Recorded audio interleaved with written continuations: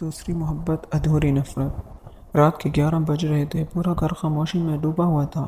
لائبہ اپنے کمرے کی بالکنی میں کھڑی دور آسمان کو تک رہی تھی۔ آج برسوں بعد ارحام کو سچ کا کچھ حصہ معلوم ہوا تھا، مگر اس کے دل کا بوجھ کم نہیں ہوا تھا۔ آپ لائبہ ہیں؟ اچانک پیچھے سے آواز آنے والی آواز پر وہ چونکی، مڑ کر دیکھا تو ایک لمبا نوجوان دروازے کے پاس کھڑا تھا۔ اس کی شکل ارحام سے کافی ملتی تھی۔ جی میں ایان ہوں، ارحام کا چھوٹا بھائی۔ چند لمحے خاموش رہی۔ یہ پہلی بار تھا کہ وہ ایان سے مل رہی تھی۔ مجھے آپ سے اکیلے میں بات کرنی ہے۔ اس کی سنجیدہ آواز سن کر لائبہ کے دل میں انجانہ سا خدشہ پیدا ہوا۔ کیسی بات؟ ایان نے کمرے کا ایک دروازہ بند کیا، پھر دھیمی آواز میں بولا، جس شخص نے آپ اور بھائی کو الگ کیا تھا وہ صرف امی نہیں تھی۔ لائبہ کے چہرے کا رنگ اڑ گیا۔ کیا مطلب؟ اس کھیل میں ایک اور شخص بھی شامل تھا۔ کون؟ ایان نے جواب دینے کے بجائے اپنی جیب سے ایک پرانی تصویر نکالی۔ تصویر دیکھتے ہی لائبہ کے ہاتھ کانپ گئے۔ یہ وہ بمشکل بولی۔ تصویر میں اس کے مرحوم ماموں اور ارحام کی ماں اور خاندان کا ایک اور فرد موجود تھا، وہ شخص جس سے سب عزت دیتے تھے، جس پر کوئی شک بھی نہیں کر سکتا تھا، ارحام کے تایا جان شامر خان۔ ناممکن! لائبہ سرگوشی کی۔ کاش ناممکن ہوتا! ایان تلخی ہنسی ہنسا۔ میں 3 سال سے ثبوت جمع کر رہا ہوں۔ لائبہ کا دل زور سے دھڑکا۔ مگر کیوں؟ جائیداد! یہ ایک لفظ بم بن کر پھٹا۔ کون سی جائیداد؟ دادا جان کی جائیداد؟ لائبہ حیران رہ گئی۔ اس کا تو اس گھر سے کوئی تعلق نہیں تھا، پھر جائیداد کہاں سے آ گئی؟ ایان نے گہرا سانس لیا۔ کیونکہ دادا جان نے اپنی وصیت میں تمہارا نام بھی شامل کیا تھا۔ میرا؟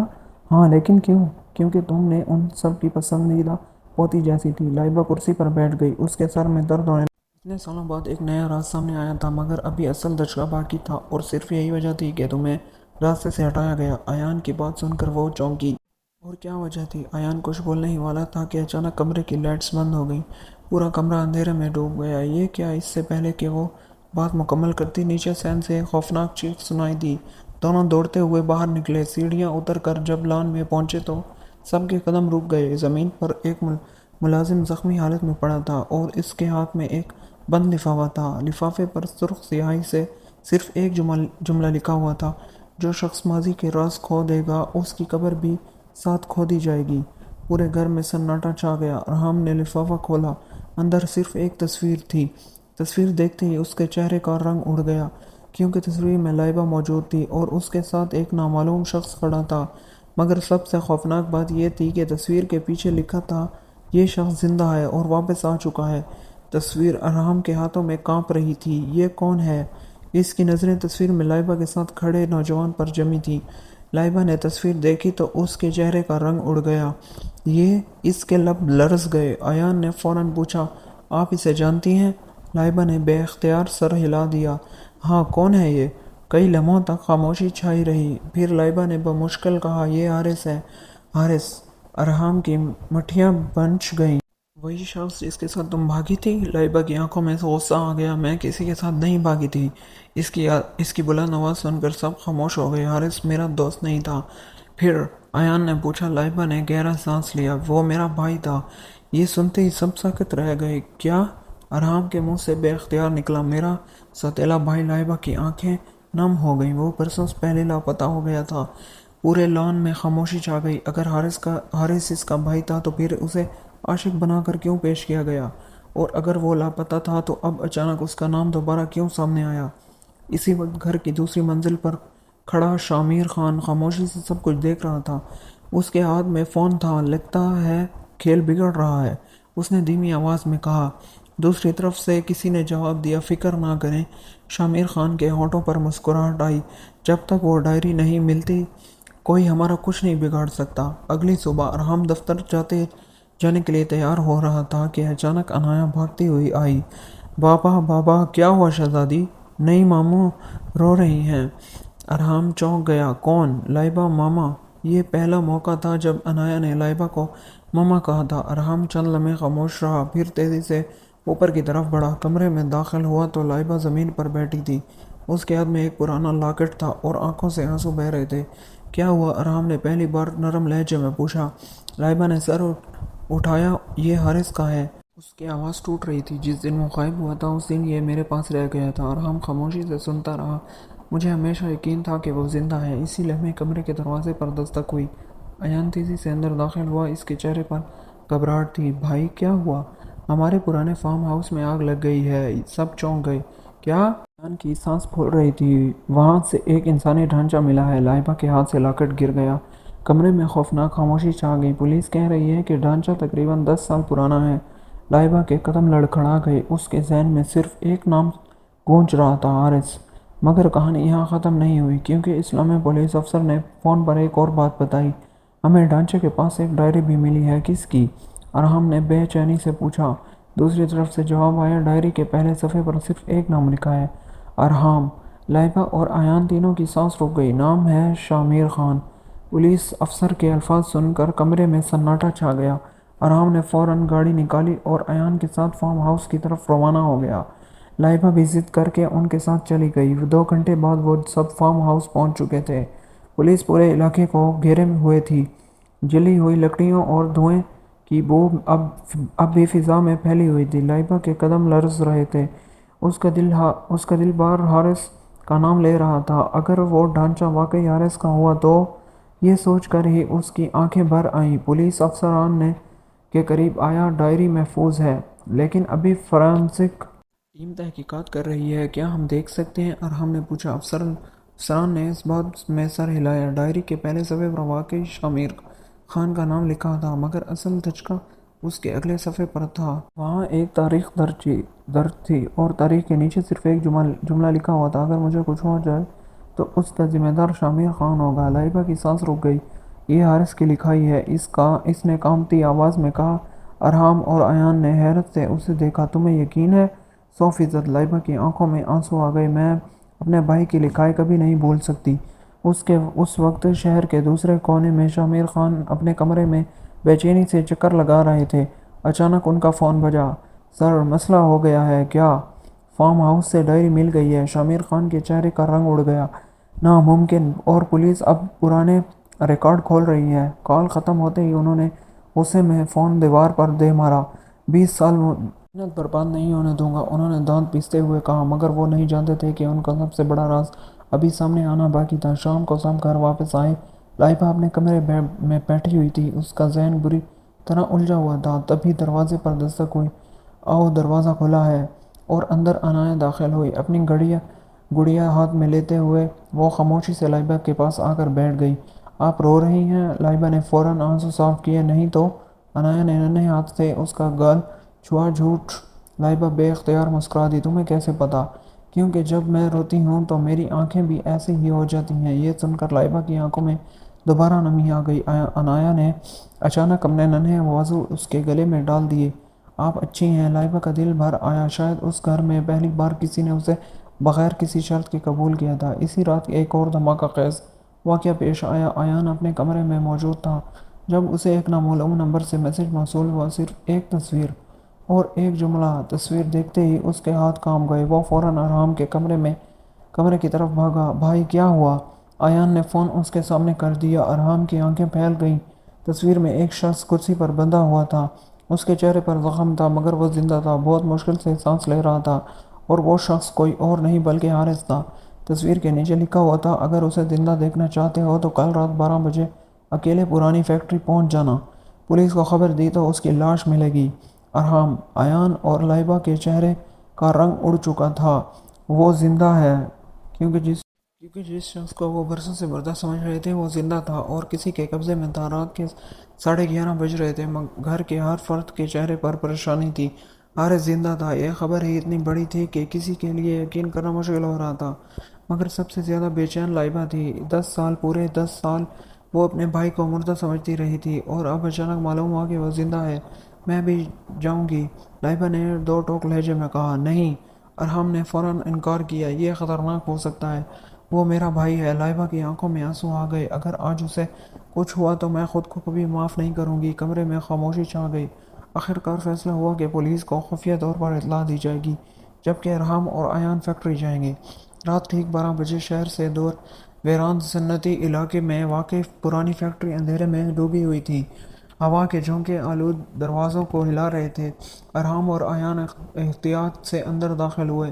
ہر طرف خوفناک خاموشی تھی۔ اچانک ایک آواز گونجی، وقت پر آ گئے تم لوگ! دونوں چونک کر مڑے۔ اوپر لوہے کے پلیٹ فارم پر ایک سیاہ لباس میں ملبوس شخص کھڑا تھا، اس کا چہرہ سائے میں چھپا ہوا تھا۔ حارث کہاں ہے؟ ارحام چلایا۔ اجنبی ہنس پڑا۔ اتنی جلدی بھی کیا ہے؟ اسی لمحے ایک تیز روشنی جل اٹھی اور سامنے بندھی ہوئی کرسی پر ایک شخص نظر آیا، لائبہ کی تصویر والا ہی شخص، حارث۔ اس کا چہرہ زخموں سے بھرا ہوا تھا مگر وہ زندہ تھا۔ حارث! ایان بے اختیار آگے بڑھا۔ رکو! اجنبی کی داڑھ گونجی۔ ایک قدم بھی آگے بڑھایا تو گولی مار دوں گا۔ اسی لمحے اس نے پستول نکال لیا۔ ارحام کی مٹھیاں بھنج گئیں۔ تم چاہتے کیا ہو؟ چند لمحوں کی خاموشی کے بعد اجنبی آہستہ آہستہ سیڑھیاں اترنے لگا، پھر روشنی اس کے چہرے پر پڑی اور اگلے ہی لمحے ارحام کے قدموں تلے زمین نکل گئی۔ آپ! ایان کے منہ سے بھی بے اختیار نکلا۔ وہ شخص کوئی اور نہیں تھا، تیمور خان، شامیر خان کا اکلوتا بیٹا۔ وہی تیمور جسے سب لندن میں سمجھتے تھے، وہی تیمور جو 5 سال پہلے پراسرار طور پر غائب ہو گیا تھا۔ حیران ہو گئے۔ تیمور ہنسا۔ اصل کھیل تو میں چلا رہا تھا۔ ارحام غصے سے اس کی طرف بڑھا۔ تم نے حارث کو کیوں قید کیا؟ تیمور کی آنکھوں میں نفرت اتر آئی، کیونکہ اسے وہ راز معلوم تھا جو میرے باپ کی سلطنت تباہ کر سکتا تھا۔ کون سا راز؟ حارث نے بڑی مشکل سے سر اٹھایا۔ اس کے پھٹے ہوئے ہونٹوں سے سرگوشی نکلی۔ وصیت! ارحام چونکا۔ کون سی وصیت؟ حارث نے کانپتے ہوئے کہا۔ اصل وارث!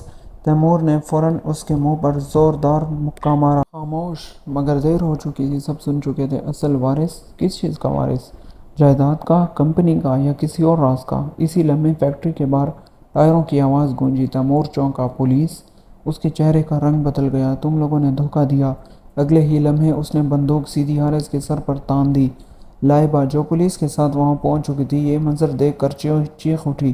نہیں! فضا میں گولی چلنے کی آواز گونجی اور اگلے ہی لمحے سب کے چہروں سے خون اڑ گیا، کیونکہ گولی حارث کو نہیں بلکہ کسی اور کو لگی تھی۔ گولی چلنے کے بعد فیکٹری میں ایک لمحے کے لیے مکمل سناٹا چھا گیا۔ سب کی نظریں اس سمت چم گئیں جہاں دھواں سا پھیل رہا تھا، اور پھر حقیقت سامنے آئی۔ گولی حارث کو نہیں لگی تھی، بلکہ ایان نے چھلانگ لگا کر حارث کو بچاتے ہوئے خود گولی اپنے بازو پر لے لی تھی۔ ایان! ارحام کی آواز گونج اٹھی۔ ایان دور سے زمین پر گر گیا۔ لائبہ دوڑتی ہوئی اس کے پاس پہنچی۔ تم پاگل ہوئے ہو؟ ایان ہنسا مگر درد سے چہرہ بگڑ گیا۔ بھائی، سچ ابھی ختم نہیں ہوا۔ تیمور غصے سے چیخا۔ تم سب میرے کھیل کو خراب کر رہے ہو۔ وہ دوبارہ بندوق اٹھانے لگا مگر اچانک فیکٹری کے دروازے زور سے کھلے اور پولیس اندر آ گئی۔ ہینڈز اپ! پورا ہال لمحوں میں گھیر لیا گیا۔ تیمور اب پیچھے ہٹ گیا مگر اس کی آنکھوں میں ابھی بھی نفرت تھی۔ یہ ختم نہیں ہوا! وہ چلایا اور اگلے لمحے ہی اس نے فیکٹری کے پیچھے راستے سے بھاگنے کی کوشش کی۔ کچھ دیر بعد سب کو محفوظ جگہ منتقل کر دیا گیا۔ حارث کو ایمبولینس میں ڈال دیا گیا۔ لائبہ اس کے پاس بیٹھی رو رہی تھی۔ تم زندہ ہو، میں نے امید نہیں چھوڑی تھی، حارث نے کمزور آواز میں کہا۔ لائبہ، تمہیں نہیں پتہ، تم نے جو سچ ڈھونڈا ہے وہ تمہاری زندگی بدل دے گا۔ ارحام قریب آ گیا۔ کیا مطلب؟ حارث نے کپکپاتے ہاتھ سے اپنی جیب میں موجود ایک چھوٹی سی USB نکالی۔ یہ اصل وصیت! سب چونک گئے۔ اگلے دن شامیر خان کو پولیس نے گرفتار کر لیا۔ اس کے چہرے پر کوئی پچھتاوا نہیں تھا، بس خاموشی تھی، مگر جیسے ہی اس نے ارحام کو دیکھا، اس کی آنکھوں میں ایک عجیب سا سکون آیا۔ تم سمجھتے ہو کہ تم جیت گئے ہو؟ ارحام نے سخت لہجے میں کہا۔ تم نے سب کچھ برباد کیا ہے۔ شامیر مسکرایا۔ میں نے تمہیں، تمہارے خاندان کے راز نے سب برباد کیا ہے۔ اسی رات لائبہ، ارحام اور ایان ایک کمرے میں بیٹھے USB کھول رہے تھے۔ اسکرین پر ایک ڈیڈ ویڈیو چلی۔ ایک بزرگ شخص یعنی دادا جان، ان کی آواز کانپ رہی تھی۔ اگر یہ ویڈیو تم تک پہنچی ہے تو سمجھ لو کہ اب میں زندہ نہیں ہوں۔ سب ساکت تھے۔ میری ساری جائیداد صرف ارحام یا شامیر کے لیے نہیں بلکہ ایک اور وارث کے لیے ہے۔ لائبہ نے سانس روکی اور وہ وارث دادا کی آواز گونجی۔ لائبہ ہے! کمرے میں ایسا سناٹا چھا گیا جیسے وقت رک گیا ہو۔ ارحام نے جھٹکے سے لائبہ کی طرف دیکھا۔ کیا؟ لائبہ خود بھی کانپ گئی۔ ویڈیو آگے بڑھی۔ کیونکہ لائبہ، تم میری گمشدہ بیٹی کی امانت ہو۔ یہ سنتے ہی زمین جیسے سب کے قدموں سے نکل گئی۔ ایان کے ہاتھ سے ریموٹ گر گیا۔ حارث کی آنکھوں میں آنسو آ گئے۔ ارحام، وہ پہلی بار لائبہ کو ایسے دیکھ رہا تھا جیسے وہ کوئی عام لڑکی نہیں بلکہ اسے پورے خاندان کی سب سے بڑی حقیقت ہو۔ ویڈیو ختم ہو گئی مگر کہانی ختم نہیں ہوئی تھی، کیونکہ اسی لمحے دروازہ زور سے کھلا اور اندر تیمور خان داخل ہوا۔ اس کے ہاتھ میں بندوق تھی اور چہرے پر خطرناک مسکراہٹ۔ اب اصل کھیل شروع ہوتا ہے۔ کیونکہ وارث صرف ایک نہیں بلکہ دو ہیں۔ تیمور خان کے داخل ہوتے ہی کمرے میں سرد لہر دوڑ گئی۔ اس کے ہاتھ میں بندوق تھی اور آنکھوں میں جنون۔ وارث صرف ایک نہیں بلکہ دو ہیں، یہ جملہ فضا میں گونج گیا۔ ارحام فوراً آگے آیا۔ تم کیا بکواس کر رہے ہو؟ تیمور نے طنزیہ ہنسی۔ بکواس نہیں، حقیقت ہے۔ اس نے بندوق کا رخ بدل کر فائل میز پر پھینکی۔ دادا جان کی وصیت صرف لائبہ کے نام نہیں تھی۔ لائبہ نے کانپتے ہوئے پوچھا، پھر؟ تیمور نے ایک لفظ چبا کر کہا، تم اور ارحام دونوں۔ کمرے میں سناٹا چھا گیا۔ ارحام چونک گیا۔ کیا مطلب؟ تیمور نے سرد لہجے میں جواب دیا، دادا جان چاہتے تھے کہ جائیداد خاندان کے جوڑے کے لیے استعمال ہو، تو انہوں نے شرط رکھی تھی کہ اصل حصہ صرف ان دونوں کو ملے گا جن کی قسمت ایک دوسرے سے جڑی ہو۔ ایان نے غصے سے کہا، کیا یہ تم جھوٹ بول رہے ہو؟ تیمور نے اس کی طرف دیکھا۔ اگر جھوٹ ہے تو پھر اصل وصیت کیوں چھپائی گئی؟ یہ سوال سب کو خاموش کر گیا۔ اسی لمحے دروازے پر ایک اور شخص داخل ہوا۔ پولیس نہیں تھی، نہ ہی کوئی ملازم، بلکہ ایک وکیل۔ میں اس کیس کا قانونی نمائندہ ہوں۔ اس نے فائل کھولی۔ اصل وصیت عدالت میں جمع کروا دی گئی ہے۔ سب نے ایک دوسرے کو دیکھا۔ وکیل نے پڑھنا شروع کیا۔ اگر میرے بعد میرا خاندان بکھر جائے تو میری جائیداد صرف اس صورت میں تقسیم ہوگی جب ارحام اور لائبہ ایک دوسرے کے بطور زندگی شریک قبول کریں۔ لائبہ کے ہاتھ کانپ گئے۔ یہ کیا ہے؟ ارحام کی نظریں لائبہ پر جم گئیں۔ پہلی بار اس کی آنکھوں میں الجھن تھی۔ محبت، نفرت اور مجبور حقیقت، سب ایک ساتھ ٹکرا گئے تھے۔ تیمور نے زور سے ہنستے ہوئے کہا، سمجھ گئے؟ یہ سب پہلے سے طے تھا اور تم سب صرف ایک کھیل کے مہرے ہو۔ حارث نے کمزور آواز میں کہا، تم نے مجھے اسی لیے قید کر رکھا تھا تاکہ وصیت چھپی رہے۔ تیمور کی آنکھوں میں نفرت ابھری۔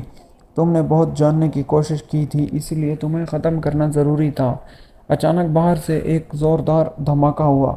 پورا کمرہ ہل گیا۔ پولیس نے مرد کو گھیر لیا تھا۔ تیمور گھبرا گیا۔ یہ ختم نہیں ہوا۔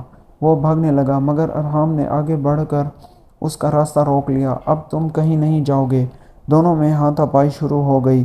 بندوق زمین پر گر گئی۔ ایان نے زخمی حالت میں بندوق اٹھا لی۔ بس بہت ہو گیا، اس نے چیخ کر کہا، اور اس لمحے سب رک گئے۔ تیمور گرفتار ہو چکا تھا۔ حارث کو ہسپتال منتقل کیا گیا۔ شامیر خان پہلے ہی جیل میں تھا۔ مگر اصل سوال ابھی باقی تھا۔ ارحام اور لائبہ دونوں ایک دوسرے کے سامنے خاموش کھڑے تھے۔ کمرے میں صرف سانسوں کی آواز تھی۔ ارحام نے آہستہ سے کہا، کیا تم یہ سب قبول کر سکتی ہو؟ لائبہ نے نظریں جھکا لیں۔ میں نے زندگی میں کچھ کھویا ہے، خود کو بھی۔ پھر اس نے آہستہ سے کہا، میں اب کوئی فیصلہ جذبات میں نہیں کروں گی۔ ارحام خاموش ہو گیا۔ پہلی بار دونوں کے درمیان محبت نہیں بلکہ ایک لمبا وقفہ تھا، جیسے قسمت خود اگلا صفحہ لکھنے والی ہو، اور وہ صفحہ ابھی خالی تھا۔ کمرے میں خاموشی ایسی تھی جیسے وقت رک گیا ہو۔ ارحام اور لائبہ ایک دوسرے کے سامنے کھڑے تھے، مگر اب ان کے درمیان صرف جذبات نہیں، ایک پوری زندگی کا بوجھ تھا۔ لائبہ نے آہستہ سے کہا، میں نے بہت کچھ کھو دیا ہے، اپنا گھر، اپنی عزت، اپنا بھائی اور خود کو بھی۔ ارحام کی آنکھیں جھک گئیں، اور میں نے تمہیں کھو دیا اپنی ہی غلطی سے۔ چند لمحے خاموش رہی، پھر لائبہ نے گہرا سانس لیا۔ میں تمہیں معاف کر سکتی ہوں، مگر خود کو مجبور نہیں کر سکتی۔ ارحام چونک گیا۔ مطلب؟ لائبہ نے سیدھا اس کی آنکھوں میں دیکھا۔ مطلب یہ کہ میں اب صرف جذبات کی بنیاد پر کوئی فیصلہ نہیں کروں گی۔ اسی وقت ایان کمرے میں آیا۔ اس کے بازو پر پٹی بندھی ہوئی تھی، مگر چہرے پر سکون تھا۔ اصل مسئلہ ختم ہو گیا تھا، مگر ایک چیز ابھی باقی تھی۔ ارحام نے پوچھا، کیا؟ ایان نے لائبہ کی طرف دیکھا، تمہاری پہچان؟ لائبہ خاموش ہو گئی۔ دادا جان کی وصیت کے مطابق تم ان کی بیٹی کی امانت ہو، مگر اب اصل حقیقت یہ ہے کہ تم کون ہو، یہ تمہیں خود طے کرنا ہوگا۔ اگلے چند دنوں میں سب کچھ بدل گیا۔